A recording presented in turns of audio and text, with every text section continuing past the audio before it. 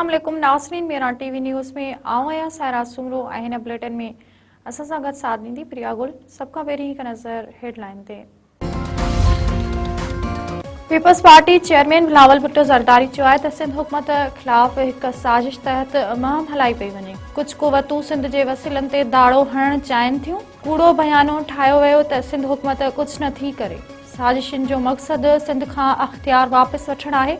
2008 खां सिंध में यूनिवर्सिटियुनि में जो तइदादु ॿीणो कयो आहे। को ॿियो सूबो सिंध खां मुक़ाबिलो खटे नथो सघे। मिठी में Thar institute of engineering science and technology university जे इफ़्तिताही तक़रीब खे ख़िताब कंदे बिलावल भुट्टो ज़रदारी वधीक चयो आहे त 2026 जो थर सभिनी जे साम्हूं आहे। कोयलो हिते जे माण्हुनि जो आसासो आहे। बेनज़ीर भुट्टो मंसूबो शुरू कयो। कोयले सबबि थर में समाजी इनक़लाब ॾिठो आहे। थर में एतिरो कोयलो आहे जेतिरो सऊदी अरब में तेल आहे। जमहूरियत की खातिर PMLN के साथ एज एलाई काम कर रही है ताकि इस मुल्क में जमहूरियत फले पूरे, और फिर वो पार्टी पाकिस्तान पीपल्स पार्टी को एहतजाज करना पड़ा। तो हम इस बात की पुरजोर मजम्मत भी करते हैं और ये भी हम डिमांड करते हैं कि जो कल्प्रिट्स हैं जिन्होंने ऑर्डिनेंस प्रेसिडेंट साहब के अप्रूवल के बगैर इशू किया है उनको भी लाइमलाइट में लाना चाहिए ताकि उन लोगों का भी हो। पीपल्स पार्टी सदर जे सही बिना ऑर्डिनेंस जारी करण जी जांच जो मुतालबो करे छडि॒यो। पीपल्स पार्टी अॻवान शाज़ी आमरी ऐं हुमायूं खान चयो आहे त सदर जी सही बिना ऑर्डिनेंस जारी थियण जी मज़म्मत कयूं था। ऑर्डिनेंस जारी कंदड़नि ख़िलाफ़ कार्रवाई कई वञे। हिन वक़्तु सभिनी जूं नज़रूं सदर आसिफ अली ज़रदारी ते आहिनि। पीपल्स पार्टी जमहूरियत लाइ नवाज़ लीग जे इतिहादी आहे। इस्लामाबाद में गॾियल प्रेस कॉन्फ्रेंस कंदे शाज़ी आमरी हुमायूं खान वधीक चयो आहे त बलोचिस्तान खे निपड़ियो वियो आहे। सीसा जेको हशर कयो वियो आहे उहो ख़ुदा ॾिसे पियो। हाणे सिंध सां बि बलोचिस्तान जहिड़ी हरकत थी रही आहे।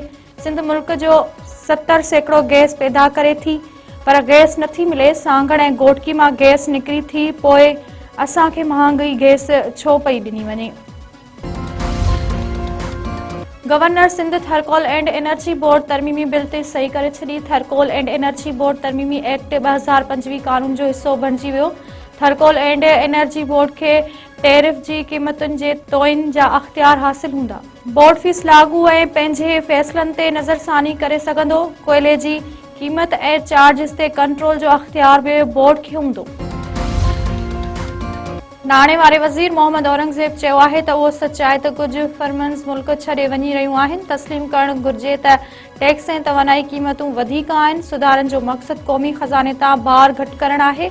हलंदड़ साल $41 अरब पर ॾही नाणो वसूल थियण जी उमीद आहे। इस्लामाबाद में पॉलिसी डायलॉग खे ख़िताब कंदे नाणे वारे वज़ीर वधीक चयो आहे त ड्यूटीज़ खे मुनासिब ऐं कारोबारी लागत घटि करणी पवंदी। सुधारनि सां मुल्की एक्सपोर्ट ऐं सनअती पैदावार में इज़ाफ़ो थींदो।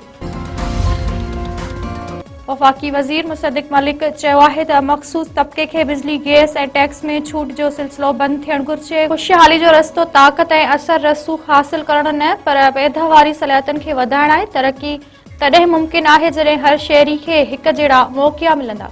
पॉलिसी डायलॉग खे ख़िताब कंदे मुसद्दिक़ मलिक वधीक चयो आहे त मुल्की मईशत में निजी शोबे जो अहम किरदारु आहे। रियासत खे कारोबार हलाइण बदिरां सहूलियतकारी जो किरदारु अदा करणु घुरिजे। निजकारी को नज़रियाती मंसूबो न पर मार्केट जे ख़राबियुनि खे दुरुस्त करण जो तरीक़ो आहे। कश्मोर वेझो घर मां चोरी जी कोशिश मज़म्मत ते भाॻियो गोलियूं हणी क़तल। ॻोठ गुलाम हैदर खौस में घर मां चोरी जी कोशिश दौरान भाॻिया सुजाग थी पिया। चोरनि जी फायरिंग में गर्दणी अब्दुल ख़ालिक खोसो मारिजी वियो। 3 औरतूं ऐं नीगर ज़ख़्मी। कैटी बंदर भरिसां समुंड में होड़ो ऊंदो, 6 मुहाणनि खे बचायो वियो। हिकु ॿुड़ी फौत। मलीर जे इलाइक़े पिपरवासी खुलियल आसमाननि में पखियुनि जी शिकार दौरान हादसे जो शिकार। मक़ामी माण्हुनि 6 ॼणनि खे रेस्क्यू करे वरितो। हिक जो लाश हथ, ॿिए जी ॻोल्हा जारी। हथायल लाश जी पिपरीवासी असगर पंजाबी तौरु सुञाणप। इतलाह ते वारसनि में कोहराम।